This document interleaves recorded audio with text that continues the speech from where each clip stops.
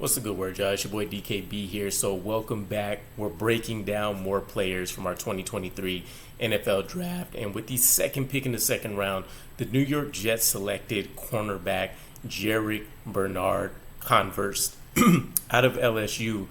He's a pretty interesting guy when I, got into it. He isn't necessarily similar to anybody else that we drafted outside of the fact that he has a high RAS score.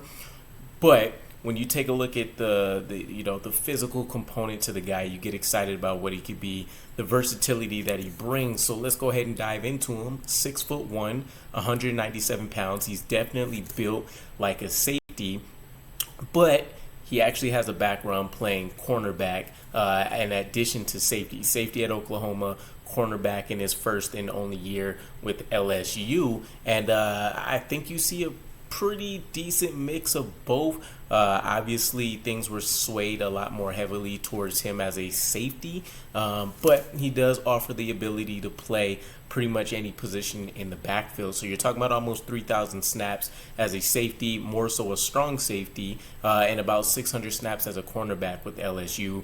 56 starts under his belt, mostly played off-man and press alignment. So you're pretty much talking about a well-rounded guy, maybe almost to a fault with him, but you have to love the traits that he's going to bring. I mean, almost an 80-inch arm span. It's going to be crazy. So you think about, utilizing him almost as a chess piece in the backfield. If you want to go with combo safety alignments, if you need to give Michael Carter II a break in the slot, if you just want some more size to go out there and try to cover a tight end or a slot with a guy who has some speed to him, then that'll probably be a role we try to utilize Jarrick in. I actually think he's probably going to be able to fight for a long-term strong safety spot, maybe ultimately as a backup kind of in the Ashton Davis mode, but more productive. But still, let's get into some of the strengths he's going to bring to this team. Before we do that, though, probably worth mentioning his 2022 stats. So 12 games, racks up 41 tackles, has a tackle for loss, 4 pass deflections, 2 interceptions under his belt in the 2022 season. And I mean, overall, the guy has been pretty productive when it's come to being able to be around the ball. Ultimately, during his time with Oklahoma, you're talking about a guy that's racked up about 25 or so pass deflections. He's been able to get in the backfield quite a bit, gets a lot of run stops. So there's a lot to love about him when it comes to just being more of a physical presence.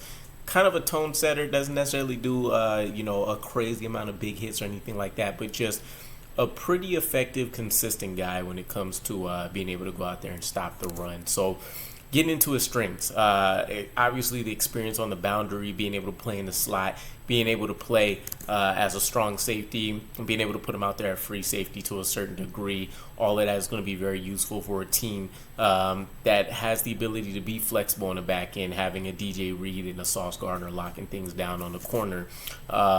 Better zone than man abilities, but that's not to say that he's terrible at any one of these. He's just not really necessarily great at any one thing. Has the ability to turn and run with receivers. So you see I think he ran about a 4.40 it was at his pro day. You see some of that speed on tape. It doesn't always pop up. I think he actually plays a little bit slower than he ran. But in certain cases, you can see that looking like it matches up. Good job avoiding flags. He's generally pretty good about being able to turn his head and make plays on the ball. I think his ball skills are what stands out the most for him. Ironically enough, when I looked at him, he reminds me a lot more of a guy like Bryce Hall, who didn't necessarily get a whole ton of interceptions. But when you want to talk about just nullifying the opportunity for a guy to even complete the catch, Jarrick Bernard is very much in that same category to me. Good ball skills, good ball tracking ability, which is the big piece. Again, he can turn his head around if he's coming in late from trying to catch up to a guy. If he's already in that vicinity, he just does a great job of not, getting tricked into a penalty with his hand usage. Strong run defense. Again, he's racked up plenty of stops over his 5-year tenure. Physical demeanor, not really a tone setter, but you do get that bit of pop with him. And again, with him kind of having that strong upright build, more so top heavy, you can kind of feel that from the offensive side to a certain degree.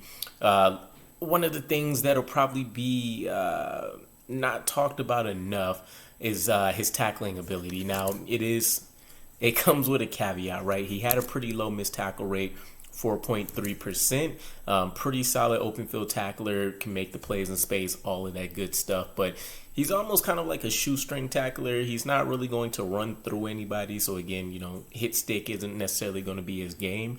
But you like to see, kind of better core fundamental tackling ability, and not necessarily him just, hoping on a prayer almost, it looks like, to a certain degree.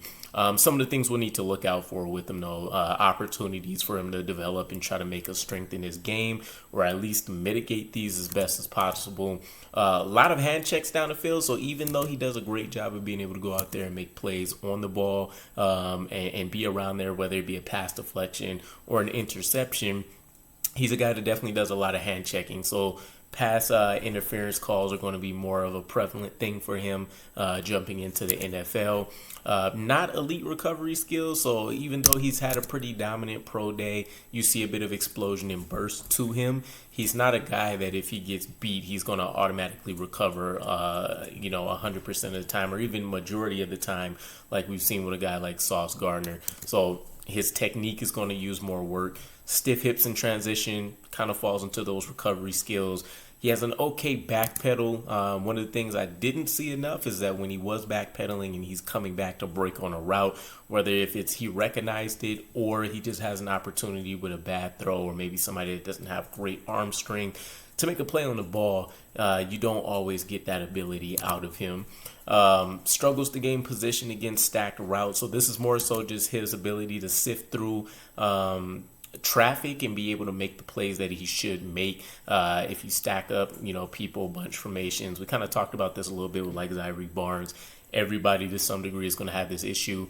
His problem isn't necessarily recognizing the route so much as it is, again, just being able to get through traffic to make the play and not get caught in a bad position. And then you see him trailing a lot in coverage. So technique isn't the best, again, off man. And you've seen him play press where, those long arms, that arm span comes to advantage for him. But oftentimes I find him trying to catch up to his opponent and not necessarily being thoroughly involved throughout the entirety of the play. So bit concerning. I think it's something that with his physical abilities, he should be able to clean up quite a bit. But I mean, overall, day 3 pick, right? There weren't going to be a whole ton of cornerbacks, or in his case, I think he just gets the generic label of defensive back because we're going to line him up all over the place, I'm pretty sure. And yeah, he'll be interesting. Obviously he's another one of those guys that will probably develop into a core special teamer for us. But between his experience, between the physical build, LSU at one point was almost considered like a defensive back, university with churning out plenty of dope people. Doesn't have the same luster that it used to, but this is an element of a guy from that old school, LSU, team's playing style. I don't know. I don't love the tape, but there's something about him that I definitely like. I don't think he'll stick around long term. Honestly, probably going to end up being an Ashton Davis replacement. Maybe at best he becomes a Bryce Hall for us. But I think that'll depend on if he can actually solidify himself in a certain position and not necessarily just getting bounced around. But he very much could see kind of like a star, kind of like a Brian Branch role, right? I don't think we'll see too much of that in our defense, but effectively that'll be what he ends up being relegated to. We'll put him in the best positions we can based on what he does well, which obviously you want to do with everybody. But yeah, I don't know. Not a whole lot to him. Let me know what your guys' thoughts are. The best pro comparison I was able to find out there was Zach Bowman for people that like the pro comps. But let me know what your thoughts are, and I'll catch you guys again. Peace.